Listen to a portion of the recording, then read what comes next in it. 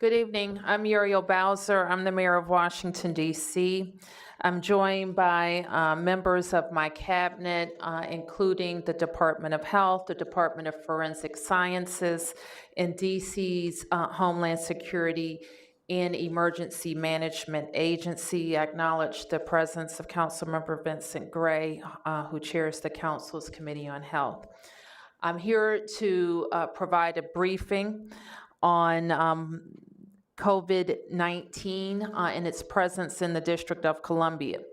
Late this afternoon, testing at the Public Health Lab at the DC Department of Forensic Sciences yielded the district's first presumptive positive case of COVID-19, more commonly referred to as the coronavirus. To date, the DC Public Health Lab has monitored 11 patients.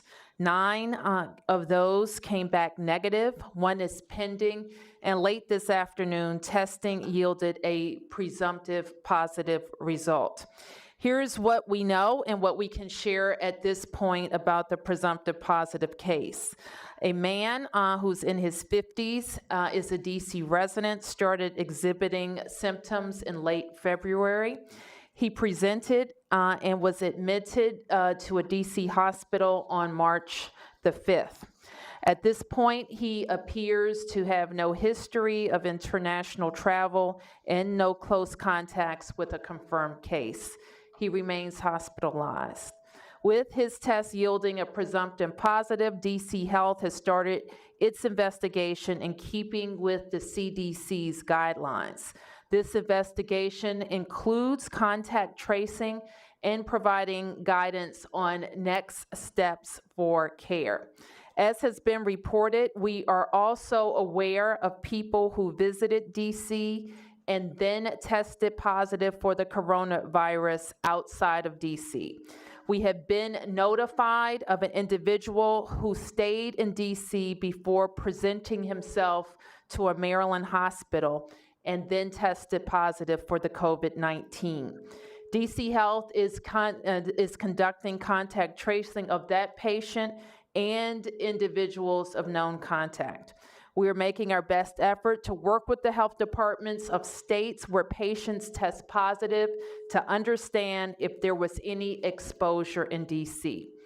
As you know, over a week ago, I signed a mayor's order that directed funding and personnel to monitor, prepare for, and now respond to the coronavirus. Our message to DC residents continues to be, help us prevent the spread of germs and stay informed. We established an updated coronavirus.dc.gov, with the latest information and guidance. Based on CDC guidelines, we're going to keep repeating some of the most obvious and impactful things we can do, including multiple times a day, wash your hands with soap and water for at least 20 seconds, especially after going to the bathroom, before eating, and after blowing your nose, coughing, or sneezing. Avoid touching your eyes, nose, and mouth with unwashed hands. And of course, stay at home if you are sick and call ahead to a healthcare provider if you believe you are displaying symptoms. With that, I'm going to hand it over to Dr. Talwalkar, who is our Senior Deputy Director at DC Health. Then we will hear from Director Rodriguez, who leads DC's Homeland Security and Emergency Management Agency. Dr. Talwalkar. Thank you, Mayor. Good evening, everyone. So while this is our first presumptive case, we certainly have been preparing for this moment in the district through the Department of Health, through HCMA, through a lot of our partners, making sure that everybody can stay up to date and aware with the most accurate and reliable information. So as the mayor had stated, our priorities right now are twofold. We want to continue the ongoing investigation of these cases. What that entails are detailed interviews with those cases to assess the risk of exposure to our community. We look at where they've traveled, where they have visited, who they may have been exposed to, the ages of those people who they may have been exposed to. So then we are best able to provide information to the public and recommendations about what some of our next steps are going to be. But still, as the mayor mentioned, the most effective strategies we have are the ones that we have been pushing out since the beginning, and that is community hygiene practices. That is the best way that you can protect yourselves both now, before we had cases, as well as now that we do have cases. We want you to stay home if you are sick. We want you to wash your hands for at least 20 seconds. We want you to cover your cough or your sneeze, not with a bare hand, but with a tissue or with your elbow. And stay aware, stay informed, visit our website, and we will continue to push out the best information that we have about the status of our investigation and where we go from here. Thank you. Okay, questions on topic? Questions, Mark? Mayor Bowser, will you be declaring a state of emergency or recommending that any events like the Cherry Blossom Festival be canceled? I will evaluate that as we go along, Mark. I am not declaring a state of emergency today. As you see in some states, they don't have the type of unitary government that we have, and so all of the power that I need at this stage in our response, I have. How about canceling events? You see South by Southwest was canceled. Universities are canceling classes. Are you considering canceling anything, particularly the Cherry Blossom, which will attract a lot of international travelers? I think South by Southwest closed because people weren't going, sponsors weren't going, big groups were not going to South by Southwest. And then at this stage, our businesses, we're not canceling any events that the district is sponsoring at this stage, and we will continue to work with our private sector partners. We will work with the Convention Center Authority and all of our hotel partners to monitor this situation. We recognize that it is fluid, and every day we will monitor the situation on the ground in the district. We put safety of DC residents first.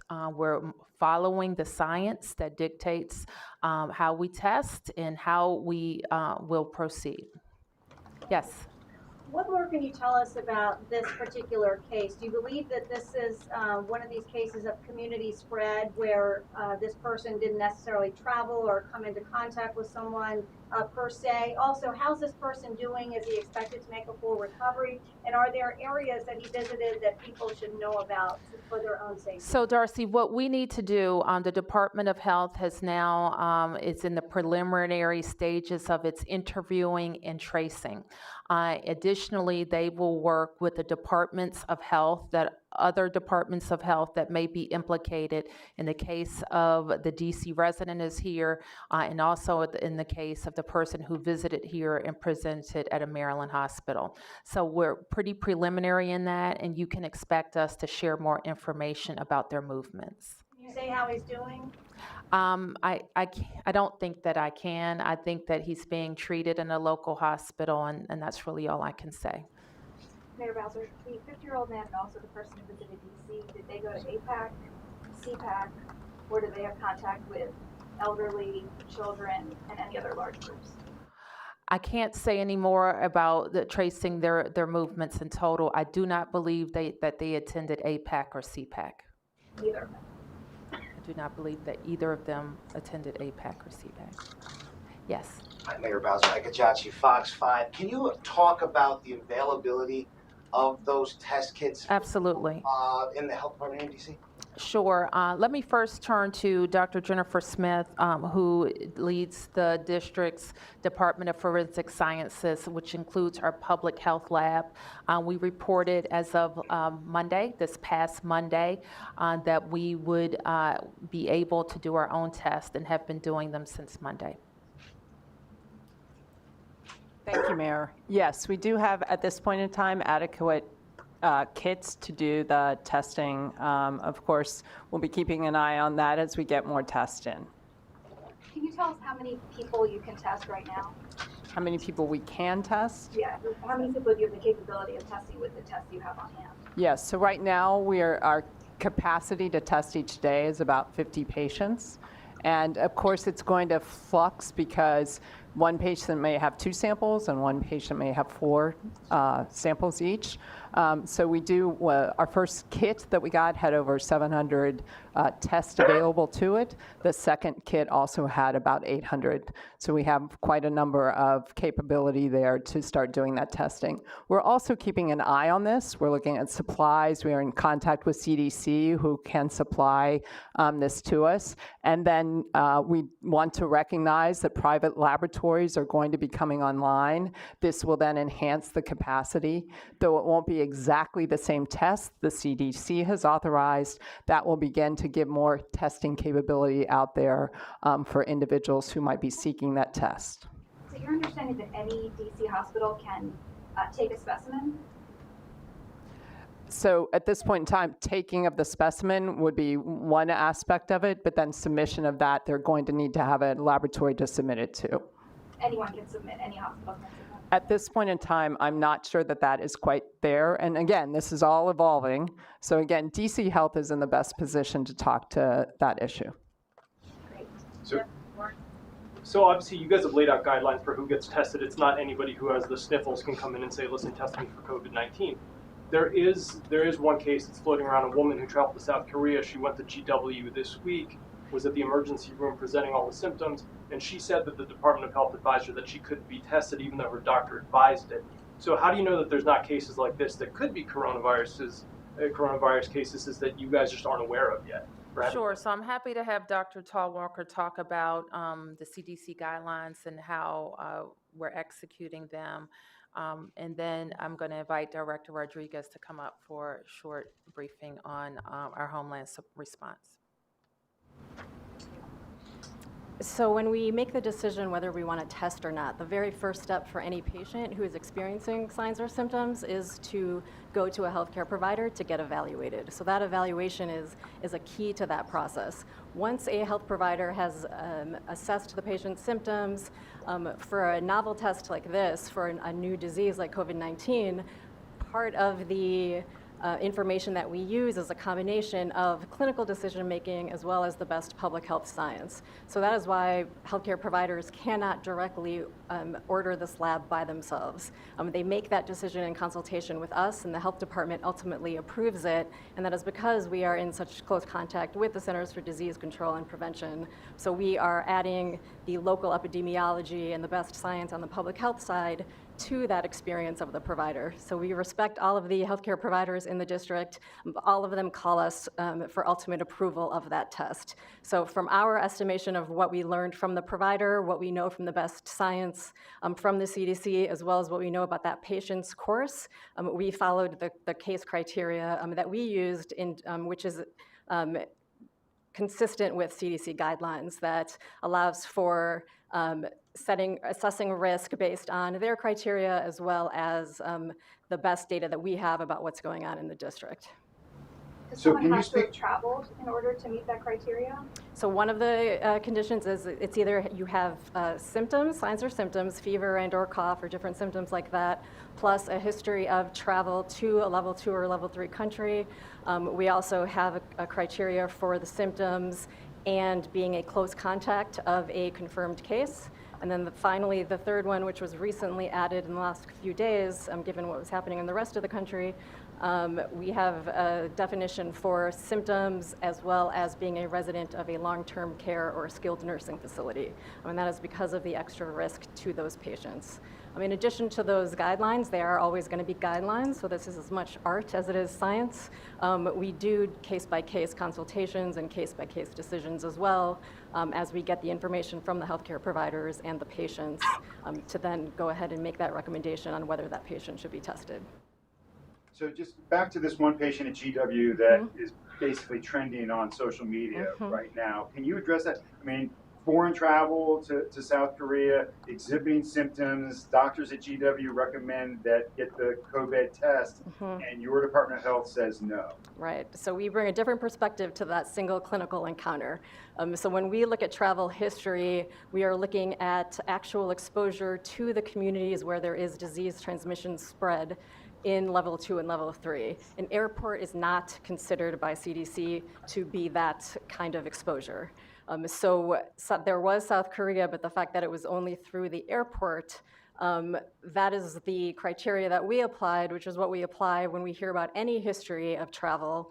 We look at where they actually were in that country, where they were actually exposed to, what communities outside of an airport that they were actually experiencing to assess their risk.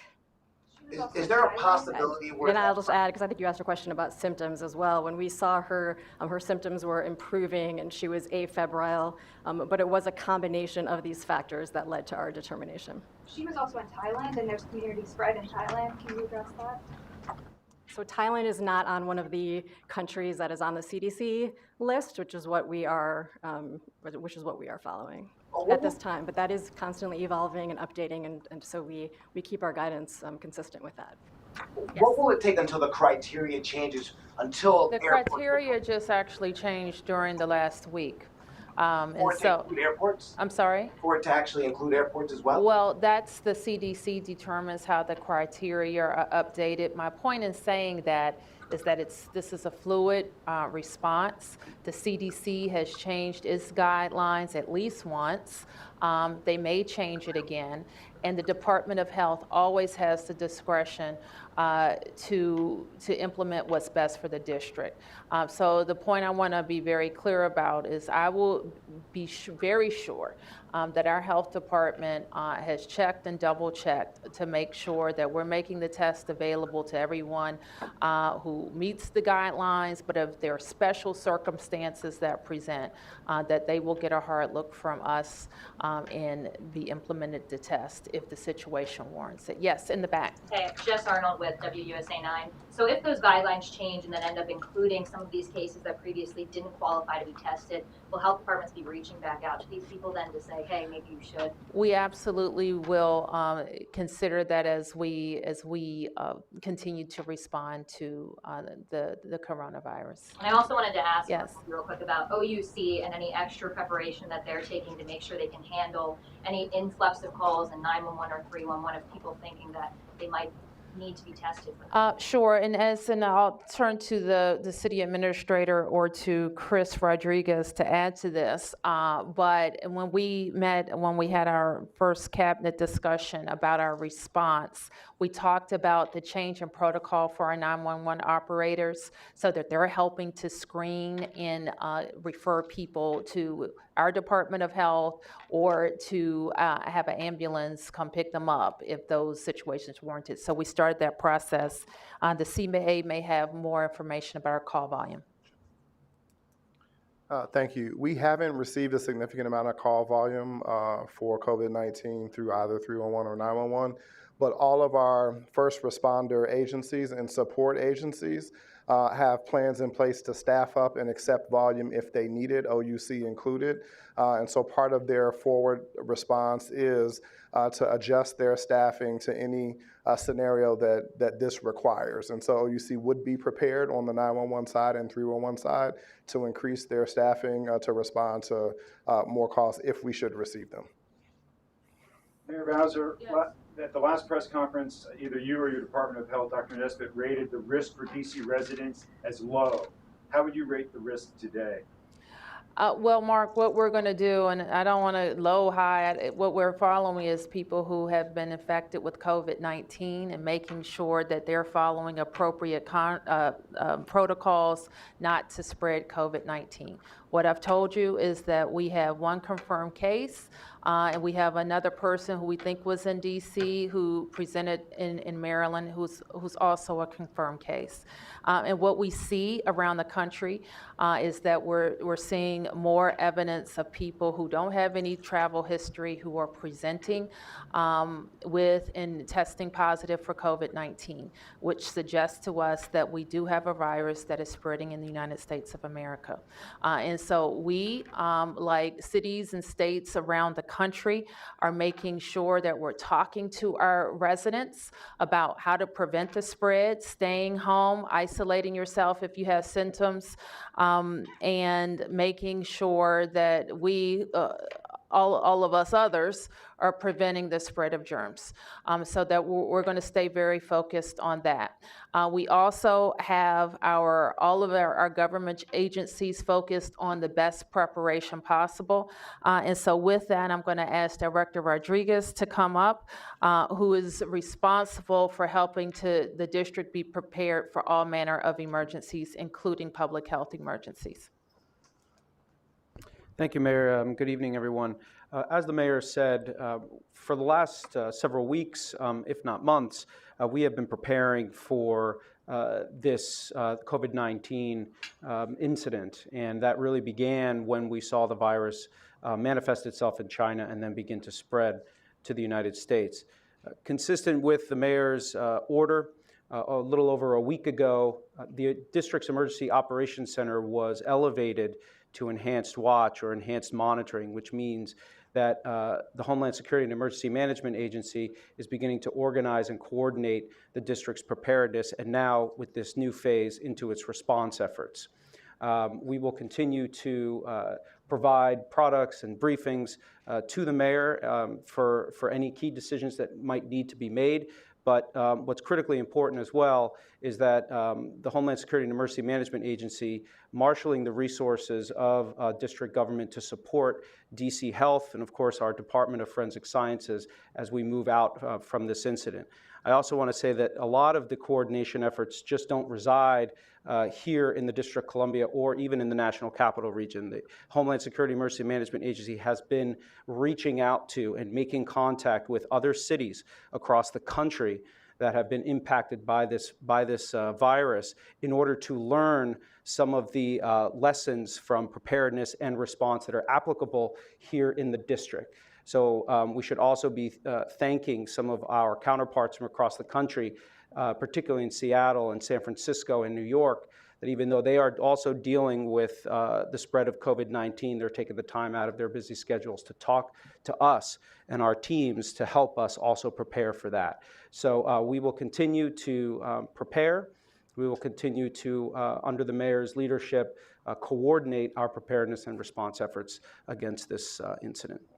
Chris, you said that you've been preparing for a couple of months for this, but then the other day you said you just ordered N95 masks last week.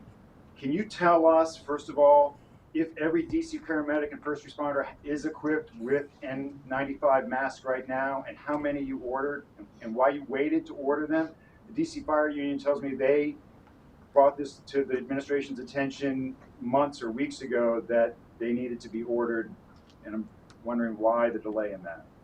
So I wouldn't see it as a delay. When we saw that there were requests from the Fire and EMS Department for N95 masks, and we actually began to centralize procurement and finance under the EOC structure, we answered those requests immediately.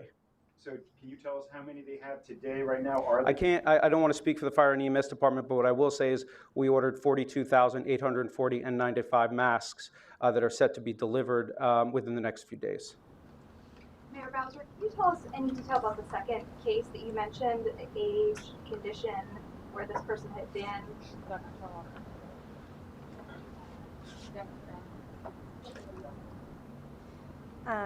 Yeah, so this is a person in his 50s who is traveling here and stayed with family.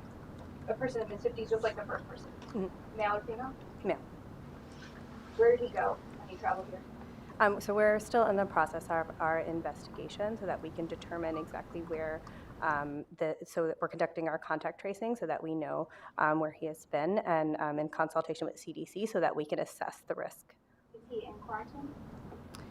He is currently hospitalized. Could you clarify which case you're talking about right now? Because I couldn't hear the question. This is the case of a traveler who was diagnosed in Maryland but spent time in DC. And that's separate from what Maryland has confirmed already, or is that new, or what do you know about it? I don't believe that Maryland has reported it.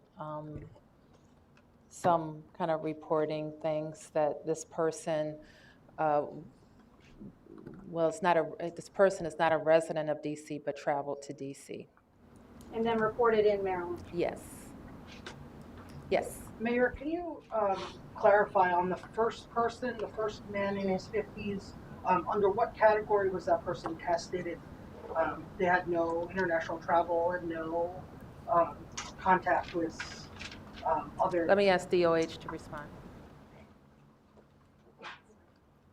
So this was primarily somebody who was at risk for complications. So given his age and some of the underlying conditions, that was the primary reason after the case-by-case consultation. Is there any evidence that either of these people work for the federal government in Congress or at the White House? We don't have evidence at this time, but obviously our investigation is ongoing.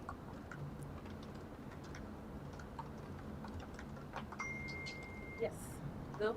Yes, Mayor, I was wondering if one of your people or yourself might, Lou Chabarro, Washington Plate, what has to happen to require the closing of some public buildings or facilities? There's been reports that a whole school was closed because one student might have possibly been exposed. Is that an overreaction, or what are the plans for that?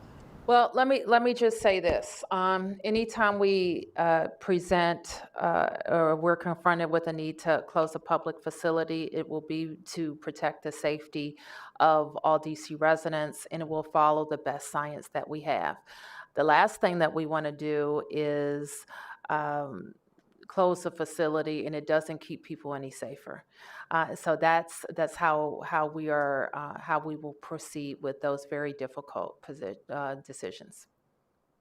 Yes. And just to check, you had this presumptive positive case has to be confirmed by the CDC. Is that standard procedure that everything goes to the CDC for them to give it the actual Yes. thumbs up it is positive? Yes. Okay. Is there have there been cases that a jurisdiction is said to be positive and then the CDC comes back and says no, it's not? No, there are not. Just to clarify, so the first person you mentioned is hospitalized in DC currently? Yes. And the second person, the visitor to DC who's from Maryland, is hospitalized in Maryland? The person who traveled to DC, not from Maryland, but from someplace else, is hospitalized in Maryland. Where are they from? Nigeria is my understanding. Mayor Bowser, can you tell us where the DC resident is from, what neighborhood, what quadrant, what part? No, I cannot. And then I asked you a few minutes ago if you would say the risk is still low, and you declined to say that. But your office just put out a press release saying that the risk to DC residents is low. So can you clarify that for us? Yeah, I stand by my press release. So is the risk is low? I told you the 2 confirmed cases that we have. And as we have any more information, we're going to share it immediately, Mark. Oh, Mayor Bowser, when it comes to APAC, 2 cases now have been linked. One in New York, case in New York, and a case in LA have been linked to the conference the 18,000 people I think attended here in DC. Have you made any effort to contact those people, and what would have to happen in order for you to do that? I can turn to our Department of Health to turn to it. As I understand it, the conference has contacted all of the attendees, and the DC Department of Health has also issued a statement based on what we know about the people who tested positive. Do you consider that a case of community spread? Those cases of community spread? I'll turn to the Department of Health. Thank you. So we are in connection with the health departments who are associated with any positive cases that happen to come through the district. So in our conversations with the New York Health Department, we have concluded that, and we have determined that the 2 positive cases were not symptomatic while they were attending that conference. So that means they weren't having any symptoms when we interviewed them, when the health department in New York interviewed them. So what that means, if you are not symptomatic, is that you have no identifiable risk for anyone who might have been exposed to you at that conference. Obviously, it was a large conference, and so that investigation is also going to continue to be ongoing as people traveled back to their homes.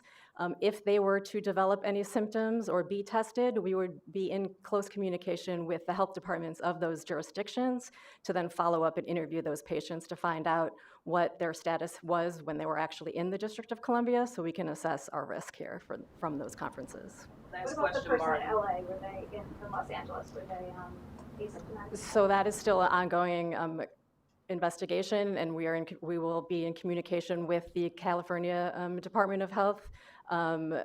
We do rely on those health departments to contact us when they are at the point in their investigation to do so, and we are in very close and almost constant at this point communication with many of them in order to get information expediently. Martin, you have the last question. So just to get clarity on the criteria for testing, is this set by the CDC? Is it set by the district? Can the district deviate? Can they expand the criteria to say, listen, we want to test a whole lot more people than what the CDC is saying or what other states are doing? Okay, let me ask Dr. Talwalker. So it starts with the best science from the CDC, and then we are able to use local data and epidemiology to tweak those criteria to best serve our residents and our patients. Thank you. So everybody expect, as we learn more, that we will report more just as soon as possible. Thank you.